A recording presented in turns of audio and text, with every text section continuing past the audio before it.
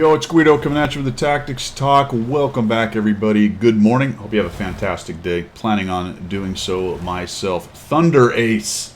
In the old Thunderbolt, I've got the Marco red, white, and blue to mark this bad boy. Recently finished the 100 battle challenge with the Thunderbolt and have moved on, but this was a replay that I had sitting around, and we're going to do a little bit of work with this thing. A little bit of work with a underpowered flank. I am going to get some backup with a 220-2. It's a great setup for me. It's a tier 6 and a tier 6 and 5 battle. But as I'm looking at the number of tanks coming this way, I'm going to be a little bit careful because I don't have a lot of backup. I've got the 220. They did take the hill, so I just want to take a peek here and see what we got going on. Oh, dude's crossing. We'll go ahead and punish that. He takes a shot. I do have the T50-2. I want to make sure he's not able to kind of peek over and take shots. Doesn't look like it. But I do have a Pollack coming at me. We'll find something out about the Pollack that's pretty important here in just a minute. This tank has some pretty decent, for a Sherman, decent front armor. Not great, but decent. Put some angle on it. It's okay. Obviously, a low alpha. We're just plinking away at just over 100. Guy comes around, and then he sticks the front out a little too much and allows me to sneak one more shot in underneath there. We hit him twice, and he just comes right out again. We put another one into him for 130. And we've done some pretty good work. Unfortunately, now we're going to start bouncing. He bounces there, or actually gets into the track, it looks like. Try to sneak one in. That goes to the upper plate.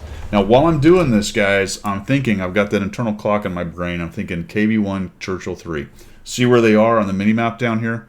KV1 and Churchill 3 will just go ahead and blow that thing up a little bit. They were headed this way.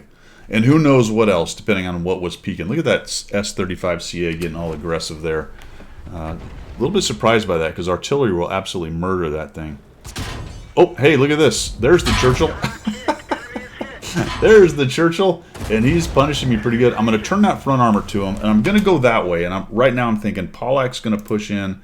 Maybe they have some other friends. I'm feeling like I'm in trouble. And I'm going to go through this series of thoughts a couple times in this game where I'm worried about getting caught out a little bit. I can really sneak one in on him there. Now, think about the Churchill 3. You can see that it has a tiny, I have a pew-pew gun. That has a poo-poo gun, I think. Or a pee-pee gun. I don't know. I was trying to, I don't know where I was going with that. I'm going to stop going. Wherever that was going, I don't want to go. Back over to where the Pollack is. So we disincentivize the old Churchill from coming around the corner. Punished him pretty good. The T-67 sitting there, and it looks like the Pollack just took a piece of me. And interesting thing about that is he's got the small gun, right? Only 127. He's not doing that 240. I believe the Pollack has a 240. We do have him tracked, and now we'll shut him down. And we have spammed a lot of APCR. Churchill 3, where are you? I don't know. Are there any other buddies? I'm not sure. We're going to see where he is. I'd love to shut him down and start working around somewhere else. Right now, if we take a look at where everybody is on the map, it's pretty even, right? I've got the 50-2 up there. There's a battle going on down in the south over there, in the southeast. I don't know where this KV1 is. That's the next thing I'm worried about. And he's probably 100%, and I'm about half. Oh, found him. Let's back out of that. And the Churchill's still alive. 220 is moving up, and now I'm thinking about how do we handle this.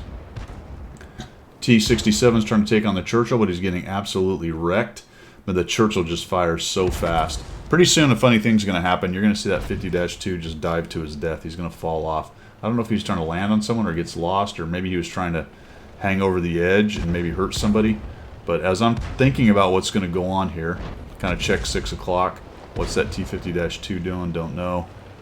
Okay, nothing back there. Taking a look at this corner. Oh, look at this. We found a IKV. So I take a stab at him. He misses. Here's what I want to do with this guy. He's moving. His dispersion is larger while he's moving. I want to try to punish him as much as possible while he's coming at me. I really want to avoid him hitting me if I can, but I have some opportunities to take that shot. And then the second one, I'm going to actually try to track him. Oops, let's show you what I'm doing. Sorry, that was the wrong view. So I go for the track. I get it. I go for the second track, and I get that again. And now I know, since he's used his kit on the first track, I have to get in there unless he's carrying two kits and try to shut him down before he comes after me. Notice his gun can't quite, just FYI, did you see that kind of... I think he shot me as he came off. See that hole right there? I don't know if Maybe it was the IKV, but maybe there's also 2 holes there. I think he shot at me as he fell off. So we'll just keep going after him. He gets it fixed, and I'm able to take him down as he's moving towards me. Nice big dispersion, and we get through that. So we're up to 1,700. Now we can take stock. You know, every time you get into one of those close-in fights where you're trying to take care of somebody and you're really hyper-focused on them, make sure you zoom out, look around with your camera, and try to figure out, take in the mini-map as well. Try to figure out what the rest of the situation is, what the possibilities are. That's Mocha. She's decided it's time to play with the bone. Now I'm going to fall back, because I really don't like what's going on here. I'm appreciative of the S-35 coming up, but I really don't want to face the Churchill and the KV-1 getting together and coming at me. I only got 492 hit points, so let's just fall back a little bit here. See if this works out. Yeah, thanks, Mocha. Thanks for that. We're just trying to record over here, all right? Try to remain professional. Yeah? Okay. She's looking at me. She's giving me the eye. So we're going to fall back. Are these guys going to push up? I feel like they're going to, right? Wouldn't you? If you had a full hit point KV-1 and the Churchill 3 there to back you up, maybe even the T-67 comes off the edge, comes help, or maybe has some shots. And here he comes. So Churchill comes at me. That's going to get me spotted. I need 2 shots to kill him. Very unlikely I'm going to single shot the Churchill 3. I'm also out of APCR. So I'm going to move up, actually, because I can kind of use this edge here and cover up a good portion of my tank. So is he going to come at me? He is. He gives me the turret. The turret's pretty weak. We'll back out a little bit. Little wiggle jiggle. Not good. That one hurt. And, okay, thank you. Dispersion. When I say hurt, it's relative, right? A Churchill has very low alpha. He only got me for 74. Part of the calculus on kind of standing in on that guy and being able to take him out. All right, now we have a KV-1. I'm thinking, all right, I can go around this KV-1. The T-67's dead. Very helpful. So we'll just head this way. What I do need to remember, though, is there's 2 artillery. So I'm coming out this way, going wide, looking if I can take out the KV-2 and shut him down. But I can't hang out here in the middle. So we'll just shoot him as we go. He's looking at us. We'll take one more shot. There we go. We'll just turn around. Remember, it's a LEF, which has a really high angle. All right, the KV-1's coming at me. And, oh, by the way, my S-35, which I did not notice had moved away. So it's me with only 398 against a 790 hit point KV-1 and potentially the artillery, because this spot is vulnerable. I'm not liking this at all. So we're going to wait till he goes dark, and then we're just going to continue the turnaround. I did telegraph it a little bit. Good news is the KV-1's not a very good player. Probably didn't really notice what I was doing. So be careful about that. I half expected to see him right there waiting for me, but he doesn't. He's actually going around the other way. So I breathed a sigh of relief, and I'm hoping that the KV-1's not quite fast enough to come around that corner and shoot me in the back before I can get into this cover. Fantastic. We'll just go back to here and turn around. All right. I like it. Where is he? Don't know. Push up here. Okay. Maybe we can turn this T-50-2 into some armor. I don't want to get too into it, although, holy cow, he almost caught me out. There we go. Just take a stab at him. He misses. Thank goodness. I miss him. Now I'm going to use the T-50-2 as a bit of armor. We'll just fade back here, and we'll just give him this. This is going to be hard for him to deal with. He's going to have to aim in. It's not a very accurate gun. And we now have the S-35CA up on the carrier. Notice he's right there. Up on the carrier now, helping me potentially if this guy gets out in the open. Screen not penetrated. That's what happens when you take a shot right at the mantlet and hit it.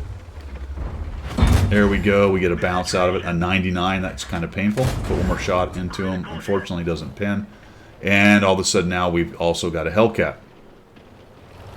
So I'm glad I'm here now. And that's another reason why I sort of fell back. If any buddies come up. Unfortunately, this guy pokes out. I don't get the track. And I think he just pokes out again for some reason. Yep. I'm just whittling away. He was in good shape hit points wise. The Hellcat beats the S-35CA, and now I'm really worried. I'm like, okay. Do I have time to kill the KV-1? No. He's sitting there fully zoomed in. Even if I pop out and take a shot, I'm losing hit points I don't want to lose. Let me fall back to my help. I have a Simavente behind me and the artillery. And I don't know, I haven't mentioned it here, but the TOG is doing some solid camping work for us. You can take a look at how much damage he ends up with. So we're going to fall back once more. Hey guys, on this map, this was not an option beforehand, but look at these nice big lumps of ground and cliffs and cover and whatnot they put here. The same thing on the other side. So you've got another fallback option when you're taking on guys over by the carrier that you didn't used to have. A couple shots in there. It is a bit vulnerable to artillery, although I really feel like the artillery is very busy with the Basotto. You can tell, actually, as we pause, that that little circle right there is telling you that the enemy is shooting over there, at least one of them. And more than likely, they're both worried about the guys coming up onto them. That's kind of how artillery players operate. I think I would do the same thing. If they can shut down the attack at the cap, that's better. But pretty quickly, they're going to be threatened, and all of a sudden, we're in really good shape. So I've been able to hold this between myself, the S-35CA, the T-67, and the 220. We've been able to hold this slightly weaker flank over here, although those guys got themselves dead pretty quickly. The 220 just sort of YOLO'd in at them right there. So we'll start working on this, figure out, all right, can I get a shot on the KV-1? Can we kill this guy? Where's the Hellcat? All those questions. Hellcat's fast. I would not be surprised if he goes back. In fact, I think that's exactly what he does.